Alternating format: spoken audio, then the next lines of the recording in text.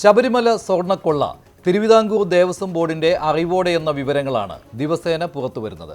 ഹൈക്കോടതിയിൽ നിന്നുള്ള ഇടക്കാല ഉത്തരവുകളും പ്രത്യേക അന്വേഷണ സംഘം കോടതിയിൽ നൽകുന്ന റിപ്പോർട്ടുകളും തന്ത്രപരമായി സ്വർണം സന്നിധാനത്ത് നിന്ന് കൊണ്ടുപോയതിലേക്കാണ് വിരൽ ചൂണ്ടുന്നത്.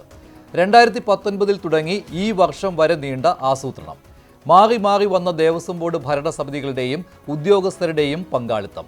തിരുവിതാംകൂർ ദേവസ്വം ബോർഡിലെ പ്രബലനായിരുന്ന എൻ വാസുവിൽ ഒതുങ്ങുന്നതല്ല ഈ ആസൂത്രണം. ആരാണ് സ്വർണ്ണക്കൊള്ളയിൽ അകത്തായ എൻ വാസു? തിരുവിതാംകൂർ ദേവസ്വം ബോർഡ് മുൻ കമ്മീഷണർ, മുൻ പ്രസിഡന്റ്, CPM-ന്റെയും സർക്കാരിൻ്റെയും വിശ്വസ്തൻ. സന്നിധാനത്ത് യുവതീ പ്രവേശന വിവാദം കൊടുമ്പിരി കൊള്ളുന്ന സമയത്ത് ദേവസ്വം ബോർഡ് പ്രസിഡന്റിനേക്കാൾ സർക്കാരിനൊപ്പം യുവതികളെ പ്രവേശിപ്പിക്കാൻ കരുക്കൾ നീക്കിയ പ്രബലൻ, അന്ന് ദേവസ്വം കമ്മീഷണർ.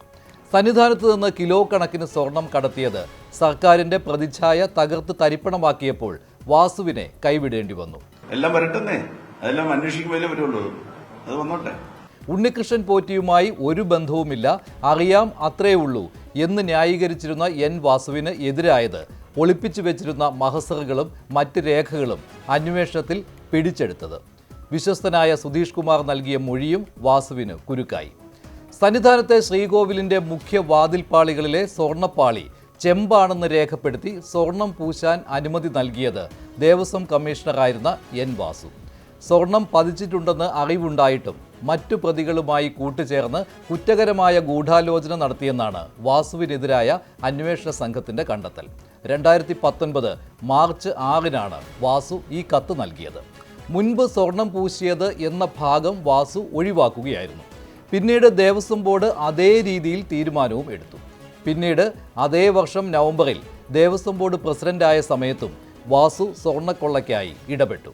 ശ്രീകോവിൽ വാതിലിലും കട്ടളപ്പാളിയിലും സ്വർണം പൂശിയതിനു ശേഷം ബാക്കി വന്ന സ്വർണം കയ്യിലുണ്ടെന്ന് പോറ്റി ഇമെയിൽ അയച്ചത് വാസുവിനായിരുന്നു.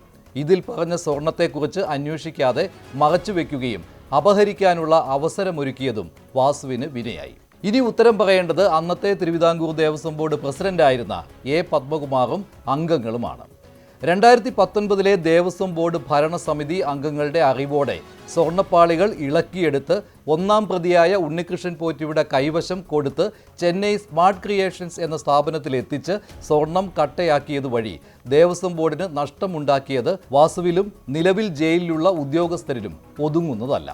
2019 ഫെബ്രുവരി മുതൽ 2025 സെപ്റ്റംബർ വരെ നീണ്ട വലിയ ആസൂത്രണവും തുടർച്ചയുമാണ് സന്നിധാനത്തെ സ്വർണം പുറത്തെത്തിച്ചത്.